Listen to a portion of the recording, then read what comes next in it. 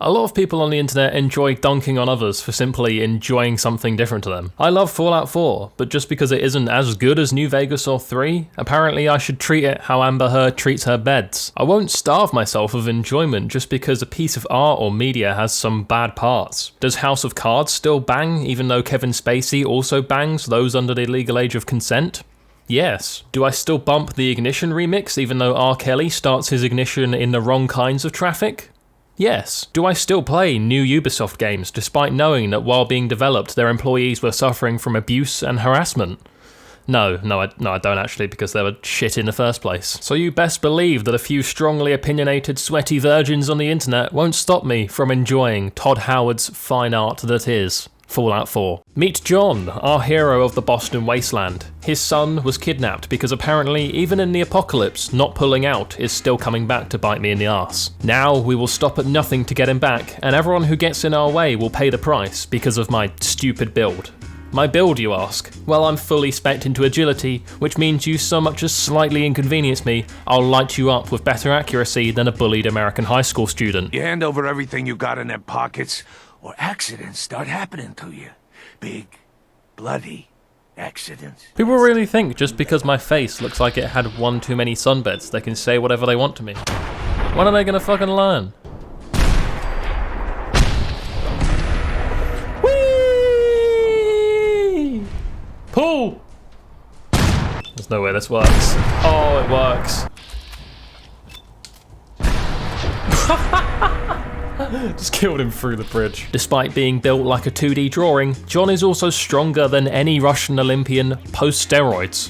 So you know every child in the vicinity is getting body slammed. You also know that I had to max out the luck skill because it's the most ridiculous thing in the entire game. I mean, just look at the stuff that can happen.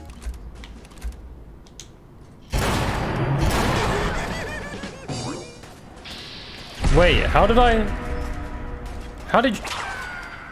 No way did I get a deflect off one of these guys and then it hit you and... Shut up, machine gun turret.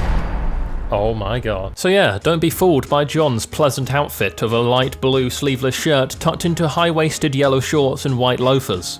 He's a man not to be messed with. I mean, just look at the fedora. He wears this because his great-grandfather was 1/4 Italian, so that mafia blood is running thick through his veins. I mean, that Italian blood also means he can't resist some good spaghetti and a full-bodied dry red like Sangiovese. Where we left off in the story, we just killed Kellogg, the man who kidnapped our son. Bye-bye, Kellogg! This encounter blew the whole legs of the story wide open like your mother on a Saturday night. You see, Kellogg's toxic personality trait is that when you threaten his life, he gives up the information on the Institute, the Wasteland's biggest secret. They're kind of like the Illuminati of the Fallout world, and that's apparently where Sean is. The only problem is, nobody knows how to get in or out, or where their base of operations actually is. To learn more about the Institute, we had to travel to a place called Goodneighbor, where I guess I'll just be giving out platonic handjobs until somebody tells me some information. Goodneighbor really makes me think it's not actually that good of a neighborhood. If the name of a location has positive words in it, chances are it's actually a terrible place using false advertising in the name to attract settlers. This was first achieved when Icelandic man Eric the Red discovered the country of Greenland and named it Greenland in hopes of tricking many people to move there. Little did they know, it wasn't green and regularly had temperatures below freezing, so those moving there with families and small children would definitely die of hypothermia. Possibly the greatest troll of all time by our boy Eric. On my way to Goodneighbor, I take down a vertibird as those military bumming brothers who suck each other's steel have got beef with me. They thought they could use their military presence to move in here and start unethically killing the locals. What is this, a third world country? If you also hate the Brotherhood of Steel, leave a like. Also, if you like the Brotherhood of Steel, leave a like. If you're also indifferent towards the Brotherhood of Steel, leave a like. Upon my arrival in Goodneighbor, a dude by the name of Finn tries to sell me health insurance. Being from the UK, I was unfamiliar with this thing you call health insurance. If I need to go to the doctors, it's a very simple process of calling at 8 AM for 2 weeks straight until I get an appointment 3 months in the future, and that appointment gets cancelled the day before I'm due to go, so then I have to reschedule for another 2 months in advance. by which point my original problem that I phoned the doctors for has either disappeared or has progressed so far that it is now life-threatening. Anyway, I blow Finn's head off because he was smoking, which is terrible for your health, so his insurance company would have surely collapsed when he had to make a claim on it for his own health. You're welcome, Finn, I just saved you from bankrupting yourself. I am here for your financial benefit. Old matey Hancock agrees that was the wise decision to make, so his headless body just kind of lays in the street. He's like, alright, come over to my office, you handsome devil, and I'm like, yeah, okay, what's going on? And he tells me to check out a gaff called Pickman's Gallery, and he'll reward me. Cheers, boss, I'll go look at that in a bit, but right now I want to find out more about the Institute. You see, I just so happen to keep a piece of Kellogg's brain matter for goodwill. Now it's coming in handy because there's this place called the Memory Lab where I can hook up this piece of brain matter and look into Kellogg's memories, so maybe now we can learn more. Boy, I really do hope I don't come across a memory of him taking an intimate shower. The first Kellogg memory I find is him just chilling on a blood-stained mattress reading a violent comic. Some would say this upbringing turned him into the murderous bounty hunter for hire that he was. But no, I disagree. You see, there is another memory of him playing Call of Duty and he goes 3-27. That was the one session that turned him into what he was, because video games are the real devil here. We discover that he was actually pretty nice to Sean, he didn't touch him or anything weird like that. No, he kept him fed and healthy inside his spacious studio apartment in the city. So forgetting the possible PTSD of the kidnapping, it looks like Sean actually had a decent upbringing. Eventually someone from the Institute came and took him away, and that's when we figure out that the reason they're so secretive is because they teleport. There is no entrance to the Institute. They teleport in and out of the Institute. I wonder if that's where Tupac is hiding out. If we go to the Institute and Tupac is actually there, I'm going to be way more gassed to see him than I will be to see Sean. Sorry Sean, I know you're my son and all, but you didn't release bangers like Hit 'Em Up and Dear Mama. So now we know how to get in and out. All we needed now was one of those teleportation devices. To do this, we needed to talk to former Institute member who was now hiding out in the Glowing Sea. The Glowing Sea is basically a part of the wasteland which is too radiated for anyone to really inhabit. It's run down, broken, and a shadow of its former self, a place where no one wants to visit. Its only inhabitants are weird mutant animals and spice heads. It's basically the wasteland version of Grimsby. Before we went there though, I wanted to check out this Pickman's Gallery that Hancock told me about earlier. It's actually a lovely welcoming place with beautiful artwork scattered across the walls. Yes, it does have slight cracked in vibes, but what doesn't in the wasteland? There's obviously some raiders here, so I have to clear them out, and it's about halfway through this clear out process I start to get a little peckish. That's when I remember it's the apocalypse, and nobody can stop me from eating a human being. In the real world, if I started tucking into my neighbour Doris, I run a 50-50 chance of people either calling it a brave new step for euthanasia, or a horrible crime which I should be sentenced to prison for life for. So I gnaw on this dead guy's leg, and it's actually not the worst thing I've ever eaten. Salt and pepper wouldn't go amiss, or one of those seasoning packets like jerk chicken, but you can't be fussy in the wasteland. It becomes clear that most of these people I didn't actually kill, they were dead long before I got here. That's when I find that on the bedside table there's scented candles and flowers and a bloody machete, so it's looking likely that this art gallery also doubled up as a hospice.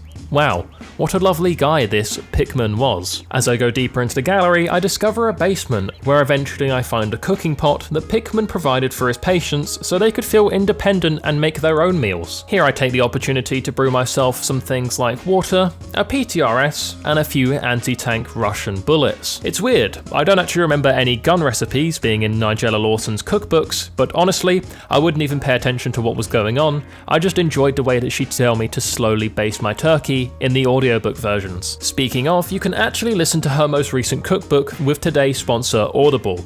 No, I'm joking, I don't actually have an Audible sponsor, but how smooth would that transition have been? I finally find Pickman and he's surrounded by raiders, so as someone who studied art in college, I help a fellow artist and kill the raiders with my newly crafted PTRS. Alright, PTRS baby, Russian power baby, let's see how strong this thing is. Holy fucking shit. I may have just killed Pickman in the process. Okay, no, he's very much still alive and he's throwing hands with a legendary raider. Oh, the trip though! I think we can all agree on one thing, and it's that I'm the hero here. I've just saved an innocent man's life and his lifetime's artwork. He rewards me with a key to a safe, which contains a knife and a sweet thank you note. He also tells me I'm free to visit any time, so now I have a creative outlet when needed. Anyway, it was time to get back to business and go find big man Virgil out in the glowing sea. It's recommended to wear power armor out here because the sheer amount of radiation will deteriorate your muscles and slowly kill you. As it so happens though, much like an infertile man, John doesn't need protection.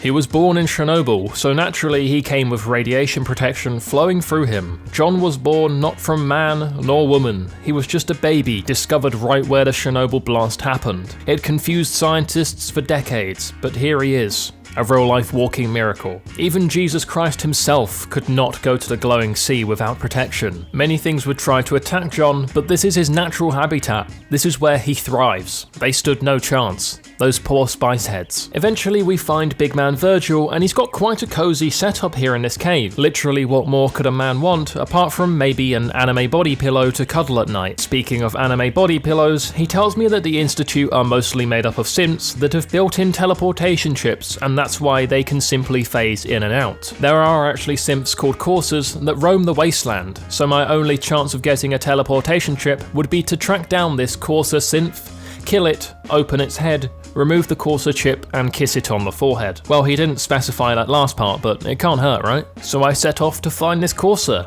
and also take Virgil's Vault-Tec lunchbox before I leave. I managed to find one in this Gigantonormous building in the middle of the city. When I enter it, however, all-out warfare has broken out. There's guns firing everywhere, and I'm not sure what they're fighting about.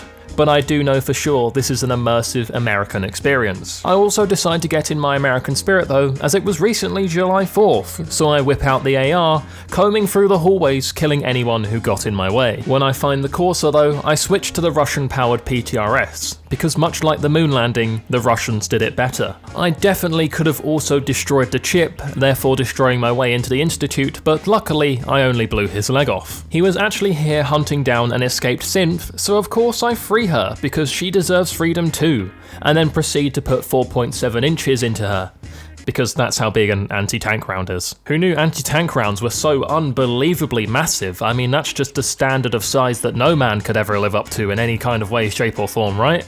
Just before I leave, I remember I didn't give the Corsa a kiss on the head, but when leaning in for a smooch, I accidentally take a bite out of his corpse instead. An easy mistake I'm sure we've all made before. I head out to the roof of this giant building because I wanted to take in the fresh air and radiation and really just have a moment to think to myself. Sean is out there somewhere, and I'm gonna get him back. I then make a calculated judgment that due to John's incredible strength, if I deduct the terminal velocity by mass and muscle density, I could land this jump without taking any damage. I unfortunately fell about 30 feet short of my intended target, resulting in me dying.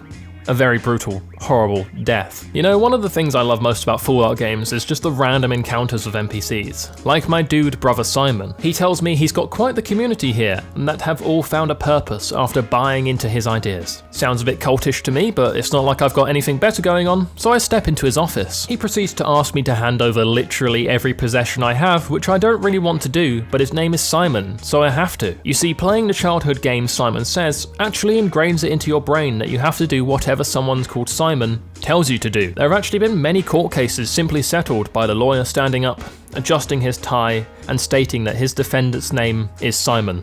Therefore, consent was not needed. It was simply granted. So after handing him all my possessions, I go head out and see what this community is all about. Oh, okay, so they do provide you with clothes. Brilliant. I get a used, cheap suit. Classy. I guess this is the communal room. Hi guys, mind if I take a seat? How's it going? Oh. Okay, he doesn't want to talk. Cool. There's literally nothing to do apart from walk around and talk to the other initiates who just say, hello, welcome to the pillar. I mean, I wonder if I sit down and maybe rest for a few hours. Maybe I can move on to level 2. He keeps talking about level 2. What is level 2? Do I get more rights than the fucking sandwich bag? I'm starting to think there is no level 2 and he's just taken all of my stuff and isn't going to give it back. Alright, brother Simon, there is no level 2. You know what? I'm taking my stuff back. I'm taking my rights back. And he's fucking... He's got a PTRS with a bayonet on it as his melee weapon. You know what? A guillotine probably isn't the death you deserve, but it's the death you're gonna get because you took all of my shit, so I have no way of violently murdering you. You know what? I never actually got a chance to use this PTRS with a bayonet on it yet. What kind of damage does it do? Holy shit!